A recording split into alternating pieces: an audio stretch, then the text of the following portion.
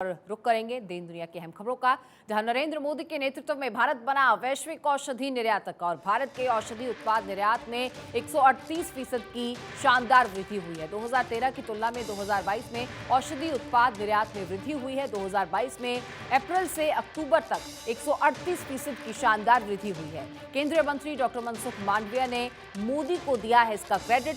चालू वित्तीय वर्ष में औषधि निर्यात जो हुआ है 90,000 करोड़ का हुआ है। 2013 में 37,988 करोड़ का रहा ये औषधि निर्यात।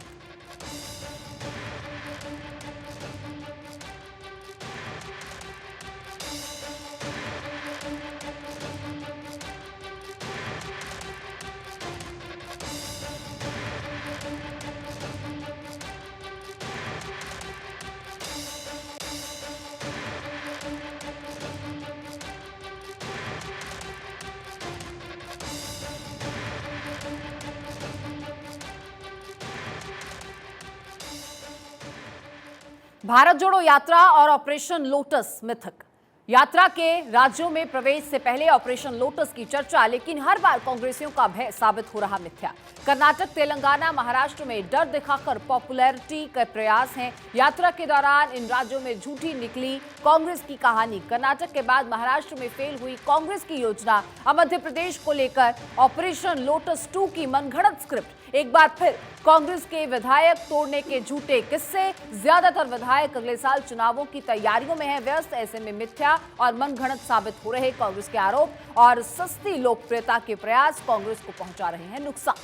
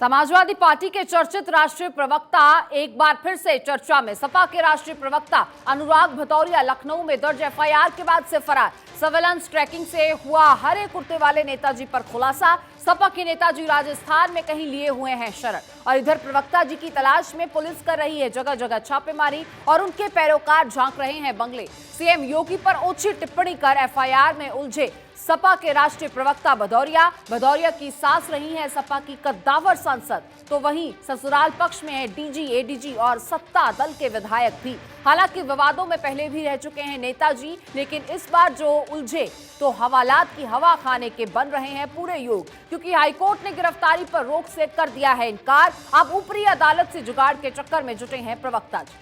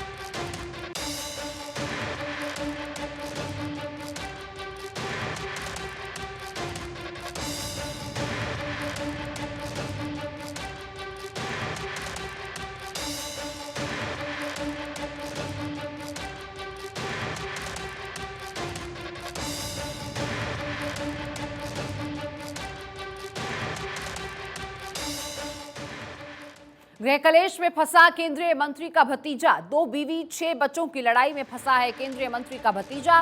फांसी पर लटककर नंदकिशोर ने दे दी जान। केंद्रीय राज्य मंत्री कौशल किशोर के भतीजे हैं नंदकिशोर। पहली हिंदू पत्नी पूजा और दूसरी बीवी मुस्लिम शकीला। अब पूजा से 4 बच्चे और शकीला से 2 बच्चे। संपत्ति की खरीद फरोख्त को लेकर हुआ था गृह कलेश और अब पूरे सूबे में नंदकिशोर की आत्महत्या की चर्चा।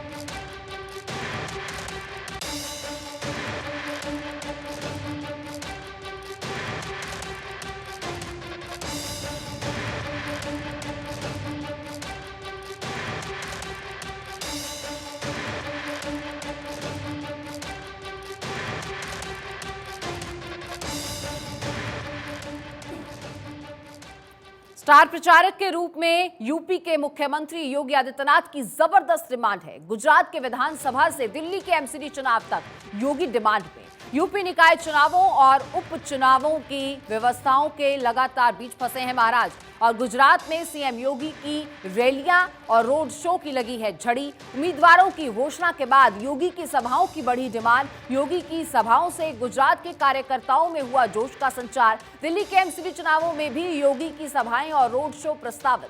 फिलहाल सीएम योगी को लेकर उत्तर प्रदेश में व्यस्तता का दिया गया हवाला, लेकिन केंद्रीय नेतृत्व चाहता दिल्ली में योगी की आधा दर्जन से अधिक सभाएं। अब यूपी में निकाय चुनाव में मुख्यमंत्री योगी की है जबरदस्त व्यस्तता और निकाय चुनावों की घोषणा से पहले मुख्यमंत्री मथ रहे हैं पूरा यूपी। हर नगर निगम क्षेत्र में योगी की अगुवाई में प्रचार अभियान शुरू। आगामी दिनों में होने हैं 20 से ज्यादा प्रबुद्ध सम्मेलन, शिलान्यास और उद्घाटन कार्यक्रम।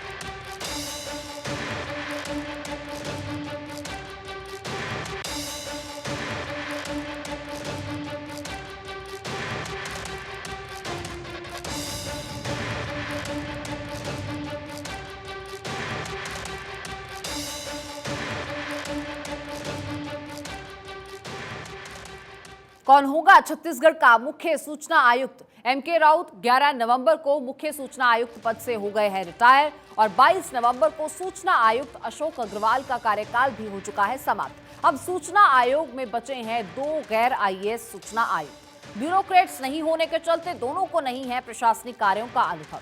दरअसल छत्तीसगढ़ में है किसी रिटायर्ड आईएएस को ही सीआईसी बनाने की परंपरा और राज्य सरकार ने अभी तक नहीं खोले हैं अपने पत्ते, लेकिन इस बार शायद टूट जाए छत्तीसगढ़ में चली आ रही परंपरा। किसी रिटायर्ड आईपीएस या हाईकोर्ट के जज को इस बार मिल सकती है सीआईसी की जिम्मेदारी। राज्य सरकार जल्द ही शुरू करेगी मुख्य सूचना आयुक्त यानी सीआईसी की नियुक्ति की प्रक्रिया।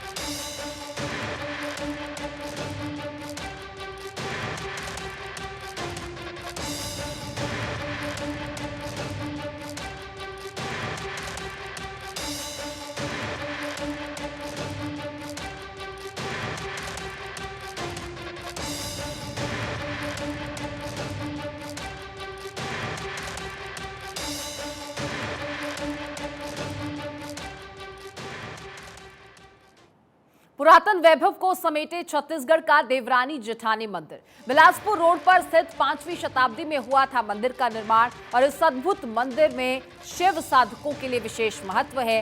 दक्षिण कोसल के शरभूपुरीय राजाओं ने इसका निर्माण कराया था।